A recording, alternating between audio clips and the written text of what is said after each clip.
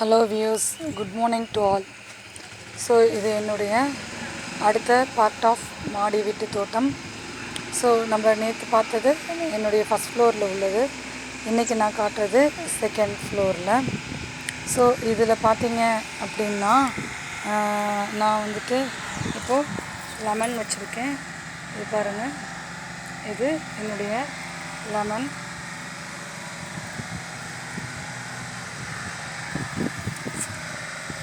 இது கூடயே கறி லீஃப் வச்சுருக்கேன்.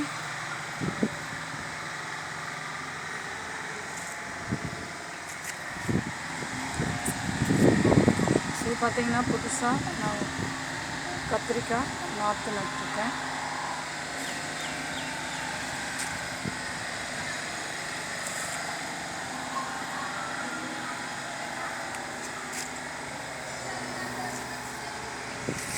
இது என்னுடைய புதினா செடி. இது வல்லாரக்கீரை.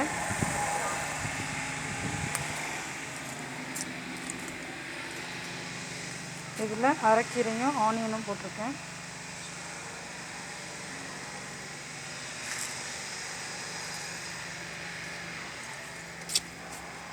இதுலேயும் புதினா கீரை ரெண்டுமே போட்டிருக்கேன். நல்லா வருது.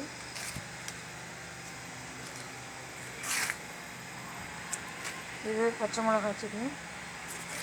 இது மாடியில் ஒரு வெண்டைக்காய் நல்லா காய்க்குது பாருங்கள், நிறைய மொட்டு வந்திருக்கு. இது என்னுடைய செம்பருத்தி செடி, நிறைய மொட்டு இருக்குது.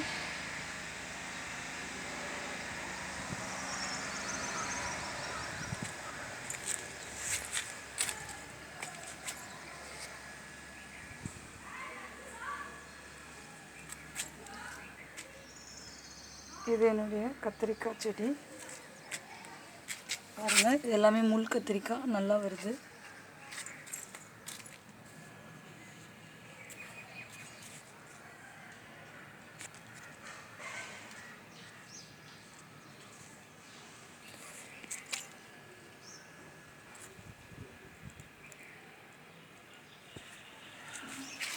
இது கனகாம்பரம் பூச்செடி.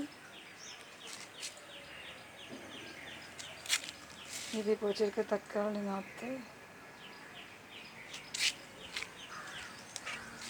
இதுலேயும் அவரை புதினா எல்லாமே போட்டிருக்கேன். இது ஒரு வல்லாரை. இது மாடி வீட்டில் முருங்கை செடி, இப்போ தான் பூ வச்சுருக்கு. இது ஒரு மாடி வீட்டு முருங்கை மரம். இது என்னுடைய லெமன் செடி. ஸோ இதில் ஒரு 3 லெமன் இருக்குது. நிறையா பூவும் காயும் பார்த்திங்கன்னா வந்திருக்கு. இது வர 1 வருஷம் ஆகும். இது என்னுடைய அரளி.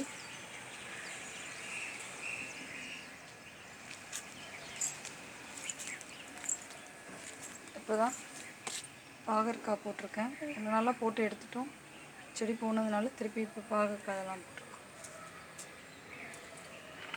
இது என்னுடைய பீன்ஸ் செடி.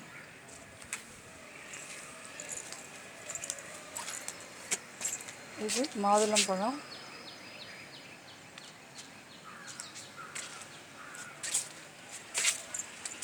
இது மாடியில் ஒரு பப்பாளியும் மல்லியும் வச்சுருக்கேன்.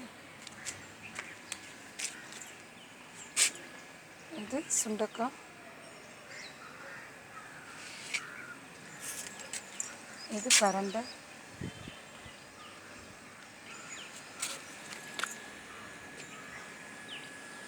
இது நான் நேற்று காட்டினுடைய மாடி வீட்டு தோட்டம்.